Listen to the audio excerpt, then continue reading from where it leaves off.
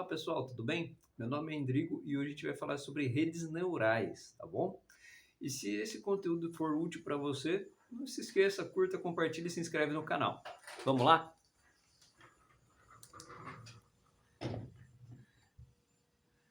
As redes neurais, elas são inspiradas no neurônio biológico mesmo, né? Onde a gente tem algumas estruturas, né? Por exemplo, no neurônio a gente tem os dendritos, que seriam esses, como se fossem esses cabelinhos, esses receptores. O que que eles fazem? Eles recebem a informação. Aí tem o corpo que vai fazer o processamento da informação e tem o axônio, que é esse aqui final, que ele vai enviar o sinal para o próximo neurônio, né? Esse modelo aqui, né, o primeiro modelo foi feito em 1943. E para que a rede neural é boa? Ela é muito boa quando você está trabalhando com dados não estruturados. Por exemplo, áudio, texto, imagem, vídeo. Pensa que dado não estruturado é tudo aquilo que não está, por exemplo, numa tabela, numa planilha, né? Então você tem que ir identificando pequenos pedaços daquilo lá e juntando a informação para fazer algo útil, né? Um dos primeiros modelos, pra você ver como isso aqui é novo, né? Ele começou em 1957, o Perceptron, né? Ou até mesmo o neurônio de McCulloch-Pitts, também nessa época, tá? Depois eu até explico um pouquinho a diferença dos dois. O neurônio de McCulloch-Pitts, já vou explicar já, mudei de ideia. McCulloch-Pitts, ele tem uma entrada e um limiar, ele é binário, então é 0 ou 1. Então, conforme tal condição, 0 ou 1. E o Perceptron ele pode ter outras funções de ativação que eu já vou falar. Mas ele vai pegar várias entradas, por exemplo, aqui variáveis x1, x2, x3. Cada uma delas vai ter um peso na sua tomada de decisão.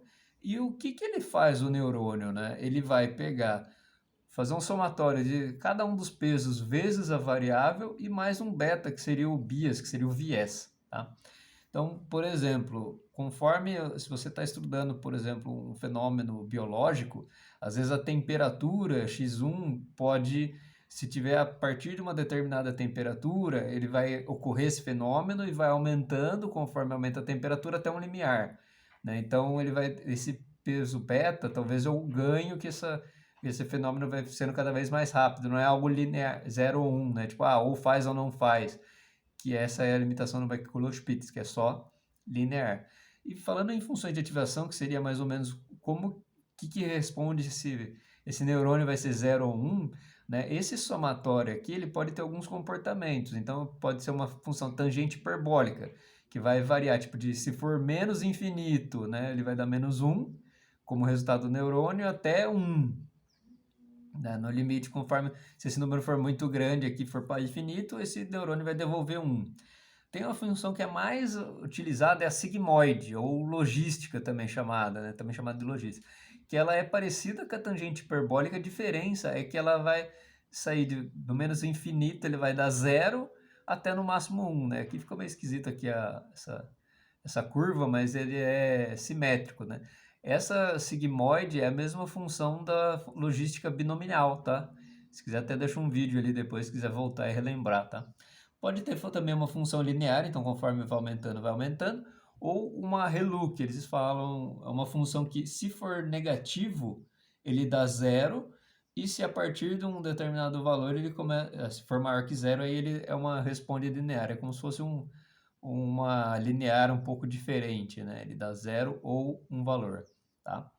Essas funções aqui são necessárias para essa resposta, tá?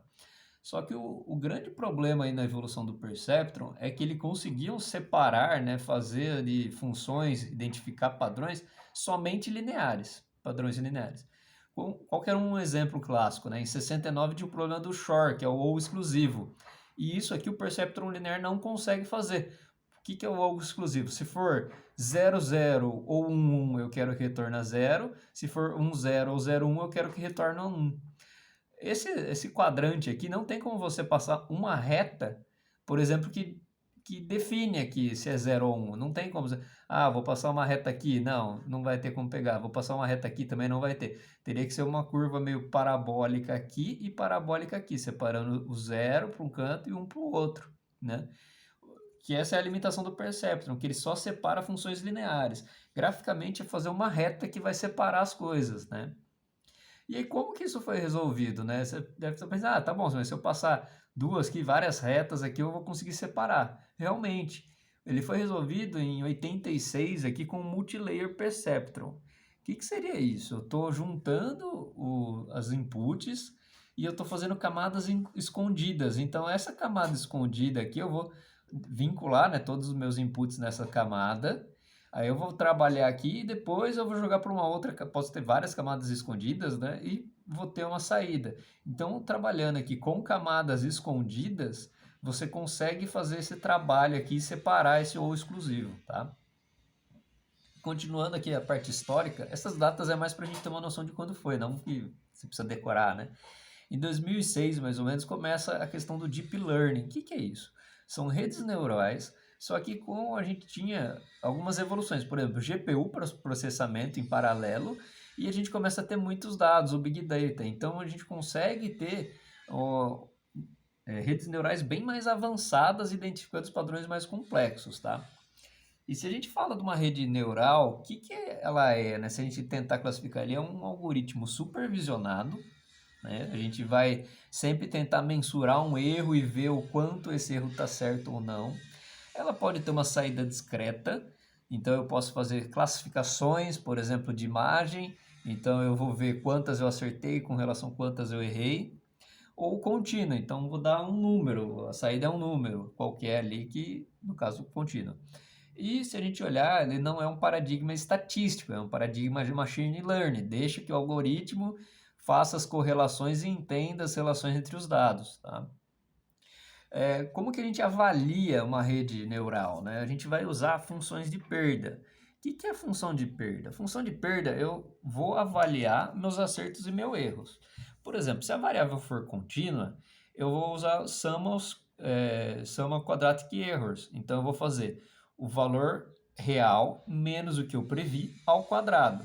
Por que isso? Para não ter aquele problema de erro positivo e erro negativo dar zero no final. Então, por isso a gente faz ao quadrado. Então, o ideal é minimizar essa função, ou seja, acertar o mais próximo em todas as minhas previsões, digamos assim, né?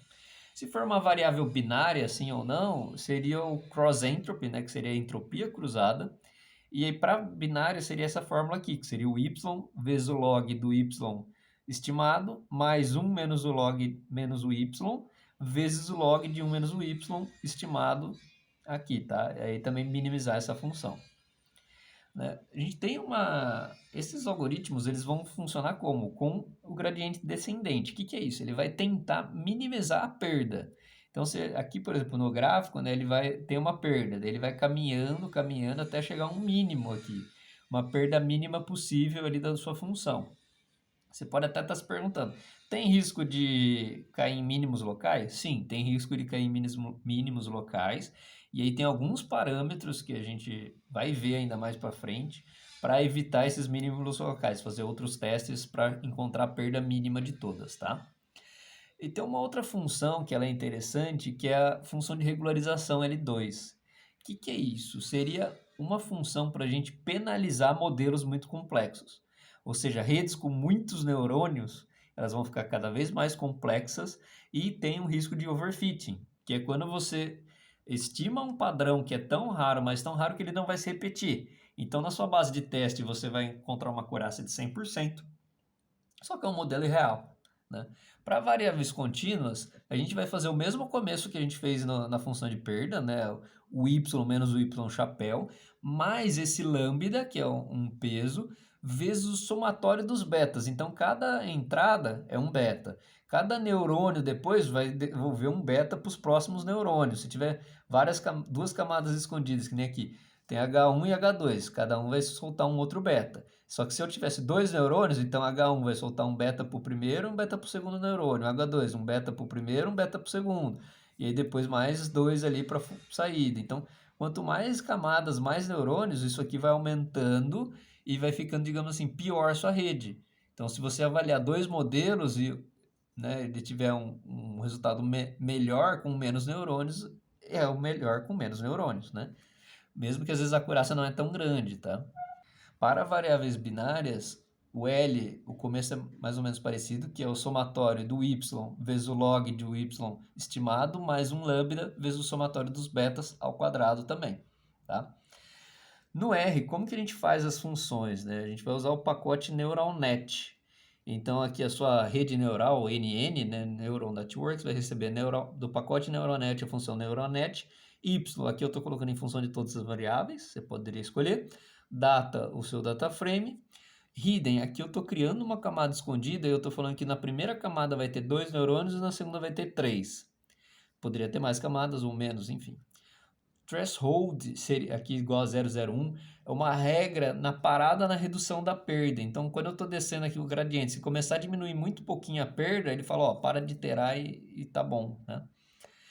Action, sct.fct, que seria o Action Function, que aqui eu estou colocando Logistic, que seria o padrão, que é a função de ativação.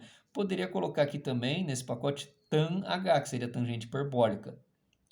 Error Function, que aí é a função de erro, SSE para variável contínua, e se eu for discreta, binária, né, o CE, que seria o Cross Entropy, que seria a função de erro para ele avaliar. E Linear Output, você vai colocar True se a saída for linear contínua, então você coloca True, senão você põe False, tá? É isso aí, pessoal. Muito obrigado e até a próxima.